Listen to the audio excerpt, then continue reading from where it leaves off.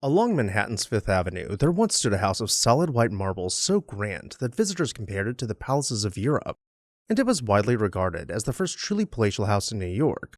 It rose in gleaming defiance of the brownstone city around it, and within a single generation, it had vanished. Hi everyone, Ken here. Hit that subscribe button, and let's explore this house. In 1803, Alexander Turney Stewart was born into a poor Irish family near Lisburn. With no opportunities in life, while still in his teens, he sailed for New York and scraped by as a tutor to the children of wealthy families. When his grandfather passed away, he left Alexander a meager estate, so he sailed home to Ireland and spent nearly the whole inheritance on Irish lace and fine linens, which he carried back across the Atlantic to sell.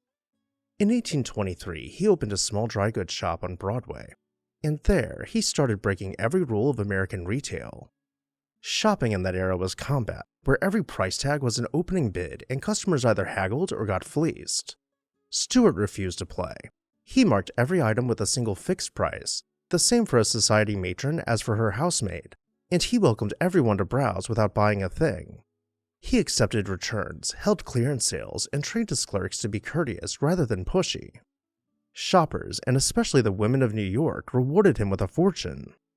By 1846, he had built a gleaming marble emporium on Broadway, a store so grand that New Yorkers dubbed it the Marble Palace, and historians still call it the cradle of the American department store.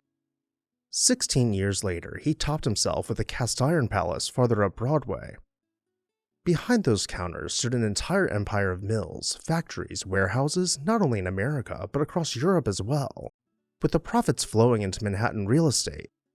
By the 1860s, Stewart ranked among the 3 richest men in America, spoken of in the same breath as Astor and Vanderbilt.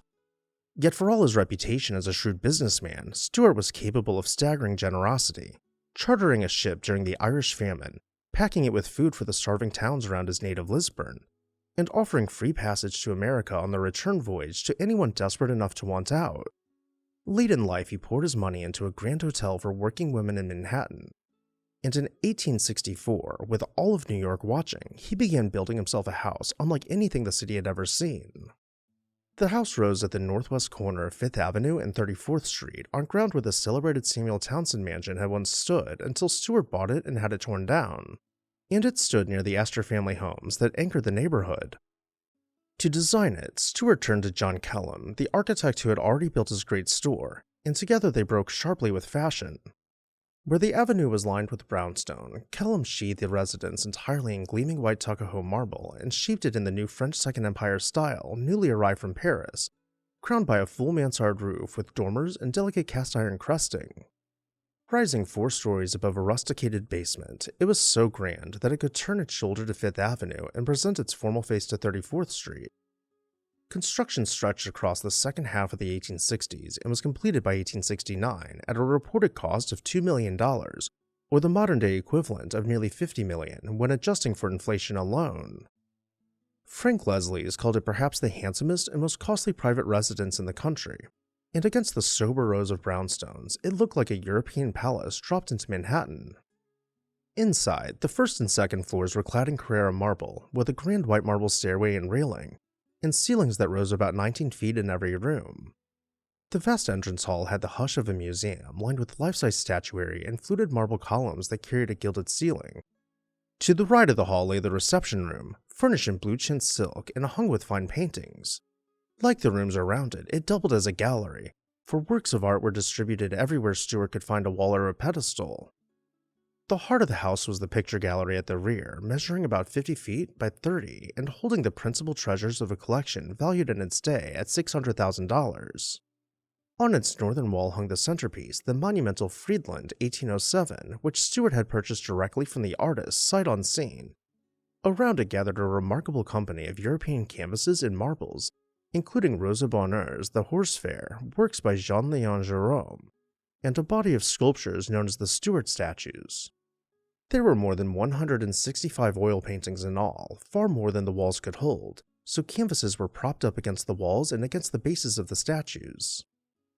The drawing room ran the full length of the Fifth Avenue front, its furniture of gilded white wood covered in pale yellow satin. Its ceilings and wall panels were the work of the Italian decorative painter Mario Brigaldi, who had earlier decorated the imperial palace of Dom Pedro in Brazil and who reportedly spent a full year working in nearly every room of the house. Along the same marble hallway stood the music room, one of the formal parlors on the right of the entrance hall. Here, too, art was everywhere, for sculptures, porcelains, paintings, and tapestries were scattered throughout these rooms as freely as in a public gallery. On the second floor, directly above the drawing room and running the full width of the Fifth Avenue side, was the library, where the books hid behind the mirrored doors of black walnut bookcases. Gobelin tapestries hung on the walls, gilt bronze chandeliers like crimson carpeting and wall panels, and life-size portraits of Alexander and Cornelia Stuart looked down over the room.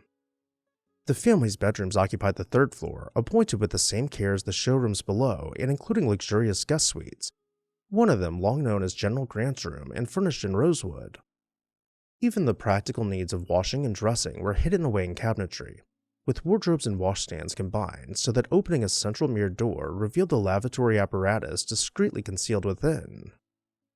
Alexander Stuart caught a cold at the start of April 1876 that turned grave, and on April 10th he passed away in the mansion as crowds gathered outside.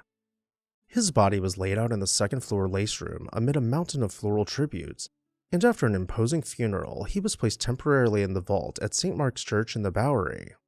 Then came one of the most macabre episodes in the city's history. On the morning of November 7, 1878, the sexton at St. Mark's discovered that the vault had been broken up and Stuart's remains carried off, along with a silver coffin plate. The thieves demanded as much as $250,000 as ransom for the body. By the account of former police chief George Walling, Cornelia at last paid about $20,000 and received a bag of bones. Cornelia, left an estate estimated at $50 million, lived on quietly in the marble house until her own passing in 1886. After she was gone, the vast art collection was sold by the American Art Association, with the paintings offered at Chickering Hall that March. Following Cornelia's passing, the mansion sat silent and empty. Then, in 1890, the Manhattan Club signed a long lease and made the Marble Palace its clubhouse. The club could not carry the cost of maintenance, and in 1899 it moved out, trading places with the University Club, which briefly occupied the house. In 1901, the mansion was demolished to make way for the Knickerbocker Trust Company's new building, designed by Sanford White of McKim Mead & White and built at the corner over the following years. And on that note, I'll turn it over to you. Which room was your favorite? Let me know down below in the comments section, and while you're there, make sure you're subscribed so you never miss an exciting episode of This House.